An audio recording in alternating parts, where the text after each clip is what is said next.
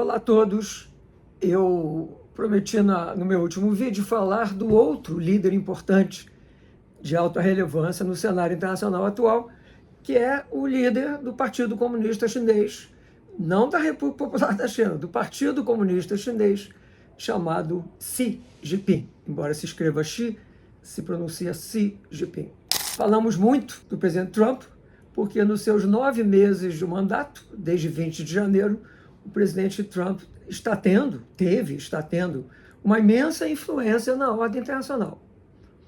O mesmo pode-se dizer da China e da sua liderança. Então, a primeira coisa é falar que esta China, República Popular da China, foi criada em 1º de outubro de 1949, com a vitória do Partido Comunista Chinês na Guerra Civil entre o Partido Comunista e o Partido Nacionalista, Kuomintang, que dominava a China, depois do fim da Segunda Guerra Mundial. Então, o Partido Comunista Chinês está no poder desde 1º de outubro de 1949. Muitos anos que a República Popular da China está no poder. Porque existe uma outra China, chamada República da China, que foi criada em 1º de janeiro de 1912 e que se encontra hoje na ilha de Taiwan.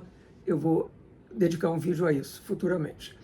Então, esta China, a República Popular da China, entre 1949 e 1976, teve apenas um líder, um relevantíssimo líder chamado Mao Tse-tung.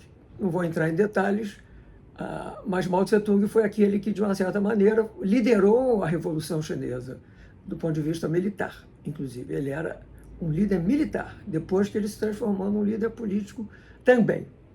Pois bem, com a morte de Mao Tse-tung em 1976, houve um pequeno hiato onde o então desconhecido Hua Guofeng, que havia sido nomeado por Mao como seu sucessor, exatamente porque ele não era de Pequim ou de Xangai, ele era do interior da China, teve um breve 2 anos, se eu não me engano, até a vitória de um ex-companheiro do Mao, que havia sido exonerado, como muitos, durante a Revolução Cultural, 1966-1976, chamado Deng Xiaoping. Deng Xiaoping nunca foi oficialmente o líder do partido. Ele não teve nenhum cargo, ele não foi primeiro-ministro, ele não foi secretário-geral, ele era uma espécie de sombra enquanto viveu, morreu com 90 e tantos anos. Deng Xiaoping foi, inclusive, o responsável pelo que na China se denomina a Segunda Revolução Chinesa, ou seja, a abertura da China à economia internacional, a integração da China à economia internacional, a transformação de partes da China em economia de mercado, que gerou essa imensa prosperidade que a China atravessou durante 40 e tantos anos e agora está sendo obrigada a reformular o seu modelo. Mas vamos ver isso adiante. Pois bem, Xi Jinping é um que se chamava na União Soviética um apparatchik, a palavra russa que quer dizer alguém que é burocrata, aparelho do partido. Xi Jinping era filho de um grande líder do partido, companheiro militar do Mao Tse-tung, que lutou com Mao Tse-tung nas montanhas do norte da China durante décadas, pelo menos 2 décadas, entre mais ou menos 1934 e a vitória da Revolução, 15 anos. Este pai de Xi Jinping possibilitou que o Xi Jinping fosse criado em Pequim, né, nas artimanhas do poder, na alta cúpula do poder, que tinha e tem privilégios especiais de boas escolas, bons hospitais, etc. Este pai do Xi Jinping foi eifado, foi destruído na Revolução Cultural. A Revolução Cultural foi um episódio absolutamente bizarro que gerou uma mudança extraordinária na Revolução Chinesa. O pai do Xi Jinping, então, quase morreu, quase foi morto, foi preso, capturado e levado para o interior, assim como Xi Jinping.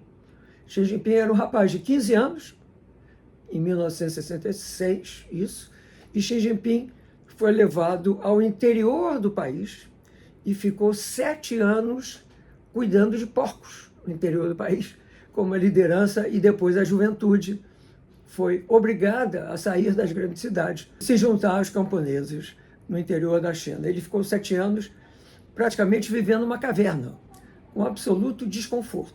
Xi Jinping voltou a Pequim, depois do final da morte de Mao Tse-tung, e, ao contrário de outros líderes dessa geração que viveu e sofreu a Revolução Cultural, Xi Jinping resolveu subir dentro do partido.